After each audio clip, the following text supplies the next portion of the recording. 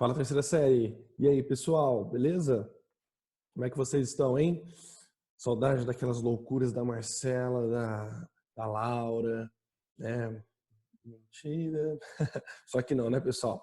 A Duda, ei, turminha, que coisa que a gente tá vivendo, né? É muito doido isso.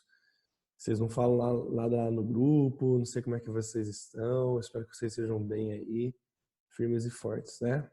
Vamos dar seguimento aí ao nosso conteúdo. Na aula passada eu acabei trabalhando redação com vocês, né? Falei do tema do simulado, aproveitei e falei para todas as séries também sobre o tema, e agora nós vamos dar continuidade à literatura. Só que na aula passada eu falei de Oswald de Andrade, falei de Mário de Andrade, a gente está na primeira geração do modernismo, a gente vai ainda falar um pouquinho, e eu queria dar uma pausa agora para a gente trabalhar aqueles exercícios que eu passei para vocês no grupo do WhatsApp, tá? Para a gente fazer uma correção sobre eles, tá bom? Então vamos lá, turminha. Fazer uma análise, né? Até porque nos exercícios tinha o gabarito, eu sempre mando o gabarito para vocês. Então vamos lá, pessoal. Deixa eu só amenizar isso aqui. Aí. Bom, aqui estão os exercícios. Deixa eu dar uma ajeitada aqui. Vamos lá. Primeira questão aqui da Unesp, né? 2019. E ele começa assim, ó, indo às consequências finais da posição de José de Alencar no romantismo, esse autor adotou como base de sua obra o esforço de escrever numa língua inspirada pela fala corrente e os modismos populares, não hesitando em usar formas consideradas incorretas, desde que legitimadas pelo uso brasileiro. Olha só, então você já percebe que é um autor que tem um grande teor patriótico aqui. Com isso, foi o maior demolidor da pureza vernácula e do culto da forma. Uma visão do Antônio Cândido. Aí o texto refere-se a... Bom, primeiramente, pessoal, aqui já é uma questão que você precisa ter conhecimento das escolas literárias anteriores e dos seus respectivos autores. Bom, o primeiro aqui, que é o Olavo Bilac, se vocês lembrarem, a gente falou dele no ano passado, ele é um autor parnasiano, então ele tem como a volta do culto acima de tudo, inspirado nas questões europeias, tá? No clássico, aquela linguagem rebuscada que o parnasiano prega. Então ele não se enquadra aqui, porque ele não dá essa definição do culto como sendo uma volta ao clássico, à soberba dos europeus, né? Inclusive ele fala que, ó, inspirado pelos modismos populares, que é totalmente contra o que o parnasiano pregava. Então não é o Olavo Bilac. O Machado de Assis, ele já é da escola realista, tá? Que é posterior ao romantismo. Aí você pega aqui, ó, indo às consequências finais da posição de José de Alencar, no romantismo, esse autor adotou como base de sua obra o esforço de escrever numa língua inspirada para falar com a gente dos modismos populares, não hesitando em usar formas consideradas incoerentes.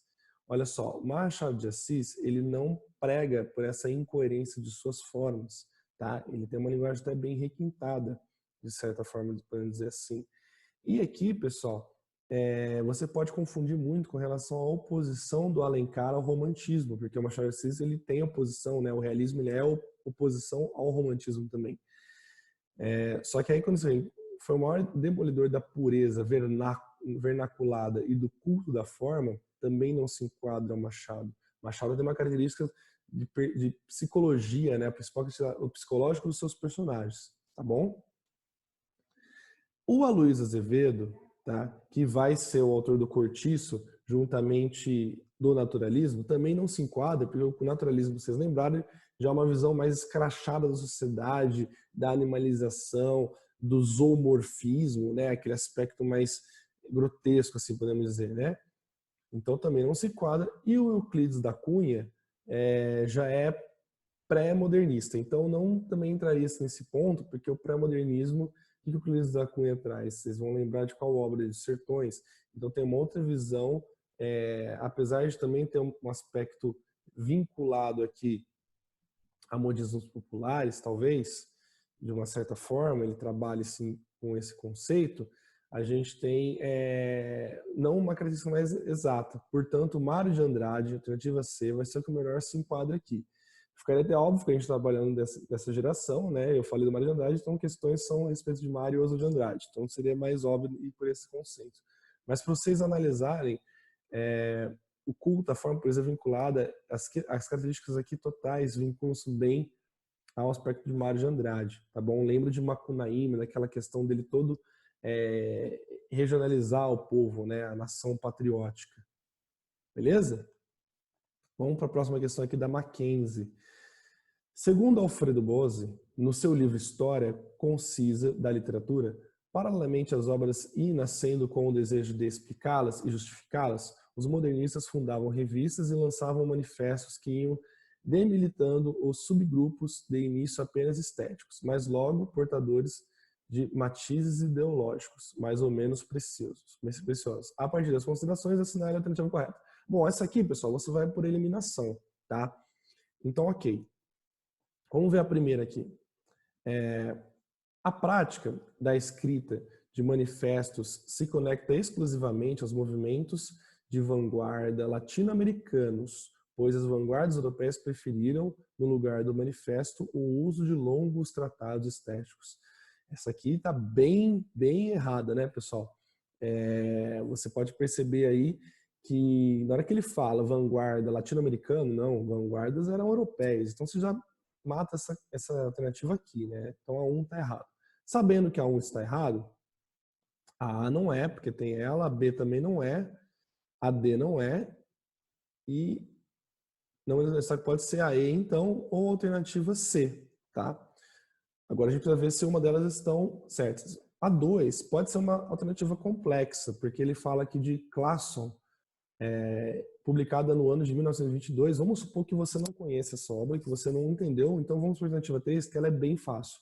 O Manifesto da Poesia Pau-Brasil e o Manifesto Antropófago contém importantes diretrizes do grupo modernista, tá certo? Eu falei disso com vocês do Oswald de Andrade, ao redor da ação cultural do Oswald de Andrade e Mário de Andrade. Perfeito, então a 3 está correta. Sabendo que a 3 está correta, não pode ser a E, porque eu tenho uma alternativa certa aqui, portanto é a letra C também. É a 2 e a 3, tá? A 2, portanto, mesmo eu não conhecendo, estaria errado. Tá vendo como você consegue ir por eliminação? Alternativa 3, pessoal, da PUC-Camp 2018. Um espelhamento multiplicativo e fragmentário da vida moderna já está representado nos manifestos do modernismo de 22, dos quais Mário de Andrade e Oswald de Andrade defendiam em linguagem recortada pontos revolucionários de uma nova estética, de que é exemplo esse fragmento do manifesto antropófago. Importante, por isso, vocês fazendo a leitura e terem conhecimento da obra, do que foi esse manifesto, né? E aí, pessoal, vocês perceberão que a alternativa correta aqui é a letra E, as migrações, a fuga dos estados tediosos, contra as escleroses urbanas, contra os conservatórios e o tédio especulativo, tá? Então esse movimento tinha como alma essas essências aqui, tá certo, turminha? Façam a leitura aí, procurem a respeito desse movimento antropófago para vocês entenderem um pouquinho mais. Você viu que é bem recorrente cair aí nos vestibulares. Essa aqui, tranquilo, tem um texto aqui do Oswald Andrade, 3 de maio. Aprendi com meu filho de 10 anos que a poesia é descoberta das coisas que eu nunca vi. Olha só, né? O filho de 10 anos aprendendo, ensinando. E aí é bem fácil, né? Assinar a alternativa correta sobre a vida e obra da poesia de Oswald Andrade.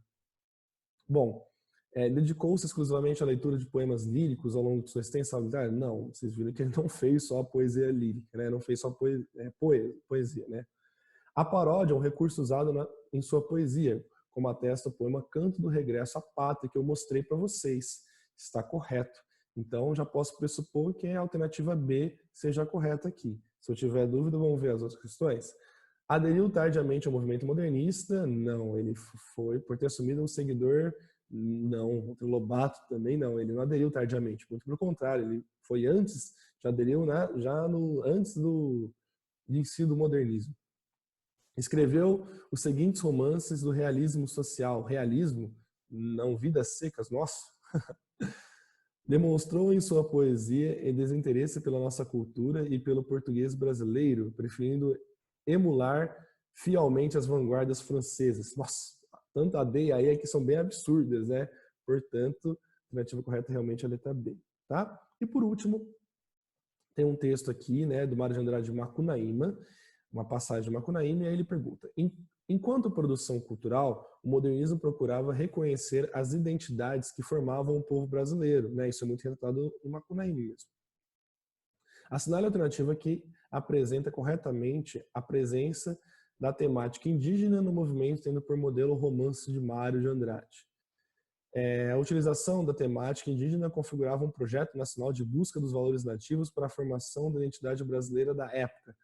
Não, ele não buscava essa temática que ele está querendo dizer aqui de valores nativos, não tinha essa carência, não nesse sentido. Então, não pode ser.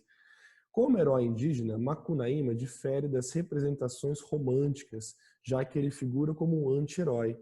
Tá correto, até aqui tá ok. Macunaíma ele é realmente aquele anti-herói. Um personagem de ações valorosas, mas também vis. Olha como é importante você ler a obra aqui, né, para poder entender.